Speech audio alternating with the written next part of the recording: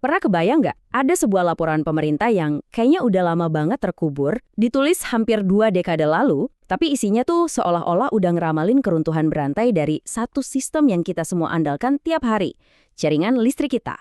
Nah, hari ini kita bakal bongkar laporan dari tahun 2005 ini. Laporan yang nunjukin gambaran yang jelas banget betapa rapuhnya fondasi dunia modern kita.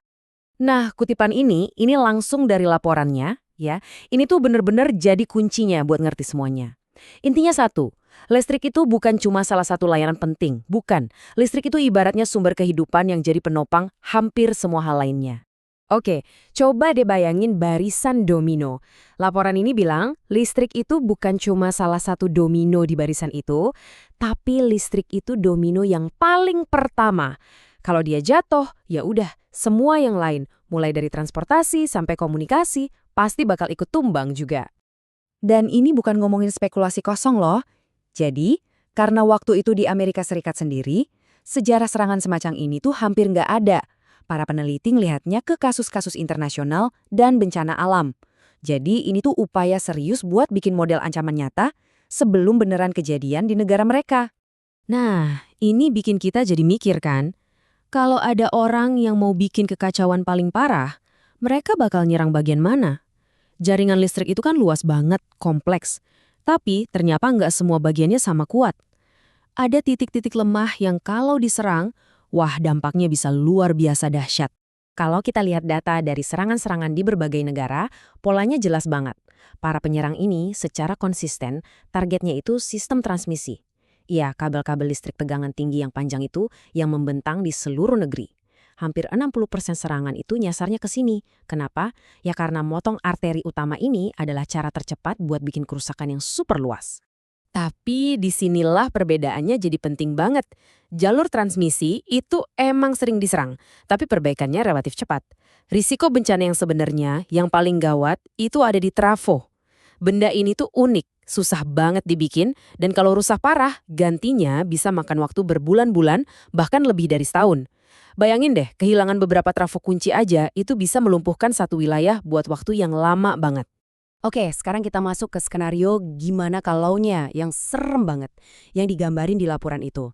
Inilah yang terjadi pas domino pertama itu mulai goyang dan memicu reaksi berantai yang bisa melumpuhkan seluruh masyarakat. Nah, gambar ini nunjukin sistem yang kuat, yang tangguh. Di skenario yang moderat, sebuah kota itu dapat listrik dari banyak arah. Jadi kalau satu jalur putus, masih ada jalur lain sebagai cadangan. Punya cadangan kayak gini tuh penting banget buat stabilitas. Tapi skenario ekstrem di laporan ini fokusnya ke kondisi kayak gini nih. Sebuah kota yang benar-benar cuma ngandelin 1 atau 2 rute buat pasokan listriknya. Nggak ada cadangan sama sekali. Kalau jalur-jalur utama ini putus, ya udah, kota itu bakal gelap total. Titik kegagalannya jadi sangat terpusat dan rentan banget. Dan waktu jaringan yang rentan kayak gitu tumbang, ya inilah yang bakal kejadian.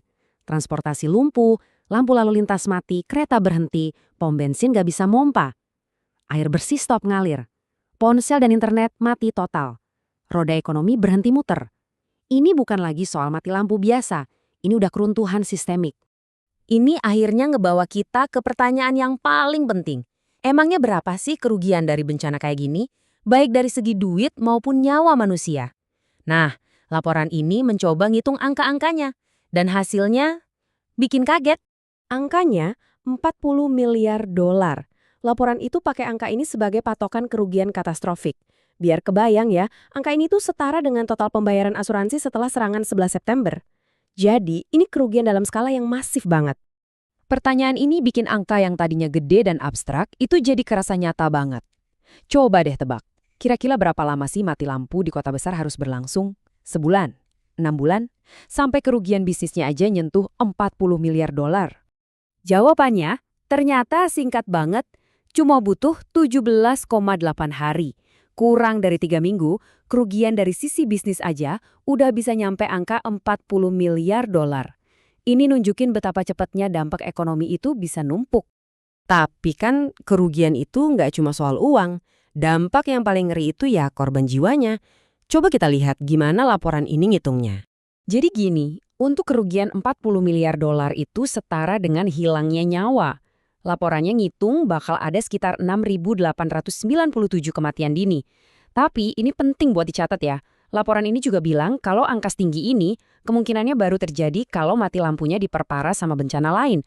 Misalnya, gelombang panas ekstrim atau kerusuhan sosial yang besar. Oke, jadi setelah kita ngelihat semua skenario yang serem-serem tadi, pelajaran utamanya apa sih? Laporan ini kan tujuannya bukan buat nakut-nakutin doang, tapi supaya kita ngerti kerapuhan sistemik ini, biar bisa bangun ketahanan yang lebih baik ke depannya. Intinya ya ini, semua kemudahan dan kecanggihan hidup modern kita itu dibangun di atas fondasi yang super rumit dan seperti yang udah kita lihat, rapuh banget. Ketergantungan kita yang luar biasa sama listrik itu di satu sisi jadi kekuatan terbesar kita, tapi di sisi lain ya itu juga kelemahan terbesar kita. Dan ini ngebawa kita ke pemikiran terakhir. Laporan ini kan ditulis sudah lama banget. Sejak saat itu, ketergantungan kita sama listrik dan teknologi digital malah makin dalam. Pertanyaannya sekarang, semua kemajuan ini tuh sebenarnya udah memperkuat jaring pengaman kita atau justru cuma bikin kita jadi lebih rapuh pas domino pertama itu akhirnya jatuh nanti? Nah, ini pertanyaan yang bagus buat kita renungin bareng-bareng.